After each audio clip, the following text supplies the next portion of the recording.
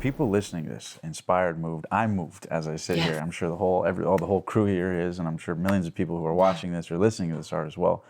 Let me ask you this. You're known for the law of attraction. Obviously, you know, there's a lot of people believe in it. A lot of people criticize it. Talk to me about how the law of attraction really works. How does the law of attraction really work? How much of it is manifestation versus action versus Right. focus? Give me Lisa Nichols' best assessment of it from your study of it for Yeah. decades. Um, How does the law of attraction really work? so your life, the way it is, your life, the way it is a physical manifestation of the conversation going on in your head. That your life has to show up to make your conversation about your life true. Because you don't want to be wrong, even when it comes to negative things. So you're speaking life into your life, or you're not speaking life into your life. Now, that's non-negotiable. That's like when people say that they don't believe in the law of attraction, or they don't believe in the power of the word. That's like saying, I don't believe that water is wet. It doesn't change the fact that water is wet. You don't have to like it. And a lot of times when people don't believe in it, it's because they're not speaking the life they want to speak into their life. Yeah. See, when you feel a victim to your life, you don't want to say you spoke it. I always say, you know, there was a time in my life when I would go, God, who's writing and this horrible story called getting kicked out of college and on government's assistance and low self-esteem? Who's writing this horrible story about my life? Who's writing this story? And then I focus on the pen. And then I focus on the wrist. And then I focus on the elbow. And then I focus on the shoulder. And then I go, oh, damn, that's my hand holding that pen, writing that story. That's the law of attraction. It doesn't mean that everything that's happened to you, that you made it happen. Now you think you're too powerful. That's where the dissension occurs. There's some things that we don't know why they happen. A child getting cancer, I don't know why it happened. But what I do know is that if a child got cancer around me, I can navigate the energy that I have going through the experience. Yes. That if I were crippled all of a sudden, a car accident tomorrow, Yes. I choose how much joy I have the day I get out of the hospital. That's what we have power over. That your circumstance might be influenced and will be influenced by others, but your mind is never available to anybody else but you. So the law of attraction is what you think about, you bring about. What you think about, you bring about. That your life is a physical manifestation of the conversation going on in your head. And if you want to see more, then think more. You want to play bigger, think bigger. Now here's the gap. Here's where the secret left off from a secret teacher. Words plus action equals manifestation. Most people thought thoughts equals manifestation. And then they said, that's why people refuted it. It doesn't work. Oh, no, it works. We just didn't have time. It was a 51-minute show. So if we had another 51 minutes, I would have put it on action. Thoughts plus action equals manifestation. There's no way you can't get what you want if you think about it and you make it detailed. And as a child, they used to say, oh, the devil's in the detail. No, the angel's in the details. The results are in the details. You think about it, you write it out, you focus on it, you speak it out, you get someone to hold you accountable to it, and you get in radical action, transformation has to occur. Any mountain in front of you has to bow down. Every single time. I am not supposed to be where I am today. I am not supposed to be who I am today. If it was just about where you come from equals where you go. I disrupted that conversation. You disrupted that conversation. Most of this crew disrupted that conversation because we thought about something, we could see it, we can taste it, we could touch it, and then we got into action. And I'm a grinder. I'm a grinder. Like I don't stop until You get to the finish line. Yeah. I don't stop until, and if you can't keep up with me, then you might want to let go because I'm not stopping because I will drag you over the finish line. How much of it is the what versus the how, right? The classic question, right?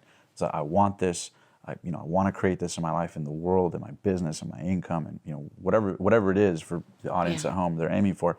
How much of it is what I want versus the how? Obviously, how is the detailed plan. It's important. Yeah. But which one is more of the energy important to come from or think from? Well, You get the question? I do. And I'm always going to answer you backwards, probably untraditional than anyone else you've interviewed. Okay, I love it. I think that if your what's not big enough, and if it doesn't help enough other people, then it's not going to have a lot of juice in it. It can't be isolated. And if it's finite, you can still get it, but it's going to be limited because it's finite. It's not, but It's not an ongoing energy I'm a social thing. change agent. Yeah. So I'm going to think like, if the bigger your what, and the more, what's that Was it thing? ripple effect possibility? Yeah, the more that it can create its own tidal wave onto others, Yes. the more your how becomes non-negotiable. I love that. See, if your what's not big enough, your how it's just like when people come to me and they'll pay me a lot of money and their what is like this, I go, can we please work with a bigger what so I can have fun with this? Because Yes. and when your what's big enough, and when your what's like a Nelson Mandela's, Yes. when your what's like a Mother Teresa, like a Mahatma Gandhi, a Cesar Chavez, a Martin Luther King, when a Bishop Tutu, when your what's like that, and it's like, ooh, you don't even know how you're gonna see it in your lifetime. Yes. See, we can get into a selfish thing and we want to see it all done in our lifetime. Well, that's selfish because your lifetime is finite. That's kind of small. Yeah. Right? Like Absolutely, I want to start something that I can see some of it, but I ain't going to see the best part probably because it's just going to keep growing. So to me, when your what is about something that's significant enough to change the way tides go. It's enough to make people who wouldn't get up normally get up. It's enough to make people think twice. Your how begins to unfold and creates. Your how actually gets more momentum. I love that. Your how like if your what has enough juice in it, your how will start running in front of you. This life, this Lisa, I was trying to keep up with her for a long time. I promise you, I was trying to keep up with the things you were telling people about me. The things the crewmate, I was trying to keep up with them. Like, okay, hold on. Because it was so, that one little moment in The Secret, I talked about looking in the mirror and loving yourself. It was so big. And then that other one little moment, I did something else. It was so big. So when you're what, that was the what. I just want people to fall madly in love with themselves. Yes. That what. And so the what doesn't have to be inventing the computer. It doesn't have to be like that because that was huge. Yeah. It could be something else that seems so here, but it's so wide. Man, that how will take on its own life. That's so beautiful. And you know what's ironic about this is that that's how the show was born. This show, The Passionate Few, was born almost 2.5 years ago in my most rock bottom time. Yeah. And to think that somehow I'm in front of you. Yeah. And as the audience is seeing the amazing people, past, present, and future we have on the show, I totally am in agreement with you. People ask how. How did you get Lisa Out of Nichols? the ashes. How did this? Yeah, and I say, to be honest with you, I could give you the tactical, but that's less important than the internal fire inside, because that manifests the how way quicker than logical, thinking or whatever. So I agree with you. Let me confirm what you just said about you, because I did my research on you. Oh, nice. Right, Love it. because you were coming, one, in my home, and two, I was coming on your show. And I seek advisory from certain people, and when they say it, it's law. I don't have to do a whole lot more after that. And I called someone, and I said, "Tell me about this person. Tell me about this show." And the first words that came out of her mouth was, "They do a lot of good work in the world. Wow. They do good work. They help people. Because I'm not one to be driven by your reach first. Right. So a lot of people are like, oh, we reach. I don't care if you're not reaching them with good stuff. Right. Right. Numbers don't quantify Quality, value. yeah. Exactly. So the first thing that came out of her mouth was what you do in the world and what you produce in the world.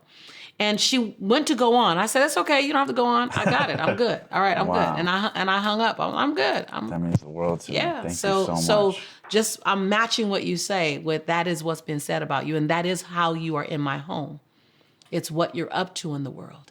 And then when you're clear on the what, and you're become non-negotiable with your what, because your what can't shake, and your what can't check the temperature of the weather outside. Right. And if the weather's good, then the what's strong. If the weather's not good, then the what's weak. It's irrelevant. No, Full speed it's ahead. right. The what has to be the what. Yes. Right. And when it happens, then your what and your why begins to attach itself to someone else's what and why. And you begin to find common ground, and there's an energy that's exchanged. And then our what and our why touches someone else's what and someone else, and all of a sudden you just have this tsunami that's being created. But the what has to start off big enough. I love that. Yeah. I'm honored. Yeah. I'm honored. Because it has to get you through. You're not, when you decide your what, Omar, you're not deciding your what for these days. Mm-hmm. This is, I would hope to think, this is the good day. You're deciding your what for the days when the project is still going, but the money ran out. Right. You're deciding your what for the days when the family says, I don't even understand what you're doing. You are so bizarre. Yes. The what has to stand the days when the significant other doesn't want to be so significant anymore in your life. All three of those happened in my life. Yes. Exactly. And so your what has to withstand those days. They don't have to withstand these days. I always tell people, choose your dream based on the worst possible. Don't focus on the worst, but choose it based on being ready and okay with the worst possible fallout, and then still choose it. Then you don't have to worry about it. Yeah, it's true. There's no way out. I'm not wondering. Full speed ahead. I'm not worried about anything. I'm down. I say yes to it all. That's when I say yes, yes. That second yes that's not just a cliche. That second yes is louder, because the first yes is to you and your dream. The second yes is to what it's going to cost you. Yeah, I love that. It's so beautiful. Now, last question before we wrap up. This has been an incredible interview, and I'm honored by the kind words. And this question is for people around the world. I'm sure you have coaching clients. I have coaching clients. And whether people have coaches or not, there's people out there really struggling right now, particularly now more than ever with Instagram and social media, people comparing themselves. Oh, they're this successful. What am I? I'm not good looking, right? You know, that classic dialogue. What would Lisa Nichols' best advice be to somebody out there who's looking for answers? Maybe they're lost, maybe they're broke, or maybe they're financially great, but they're unfulfilled inside. They're stuck, they're lost. What's Lisa Nichols' best advice on step one on how to go from being lost and in a funk to making your life work?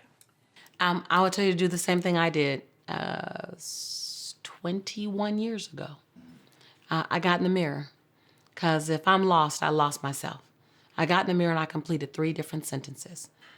I looked at myself, and the first sentence was, Lisa, I'm proud that you.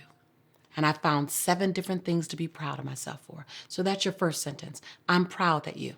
Look in the mirror right after you finish watching this and find 7 different things to be proud of. I'm proud that you. And from small things to big things. Second sentence, cut the shackles to blame, shame, guilt, and regret. The second sentence is, say your name and say, I forgive you for. And forgive yourself for 7 different things. And the third sentence, say your name, I commit to you that. And by doing that, you are now, and do it every day for the next 30 days, and something will shift. You celebrate yourself first. I'm proud that you. You release the shame, blame, guilt, regret, and anger by saying, I forgive you for. And the third thing is you make a commitment to yourself before you commit to anybody else by saying, I commit to you that. So I summarized that. That's the exercise I did. I did it for 6 months. But I was diagnosed as clinically depressed. And I was prescribed Prozac when I did it. And so I needed to get my life back. Wow. So I did it every day to find Lisa. So I'm not just telling you this as a nice little thing over there. I'm telling you what I did to turn my crawl into a walk, and my walk into a run, and my run into a soar. I did those very things because who you are is an unrepeatable miracle. No one can do you better than you. And you are the best gift that your environment could have, as they are a gift to you. And it's not in the time that you're standing that you're going to be the greatest value at times. It's when you're staggering and getting back up, when someone's watching you and you inspire them to do the same. And so I would say get in the mirror and become intimately connected with who you've always been. You've never gone away. Our mind just starts getting filled with all the lies and the stories, and we start keeping score versus track. Don't keep score, keep track. Don't keep score on why you shouldn't succeed. Keep track on what you've done to get yourself here.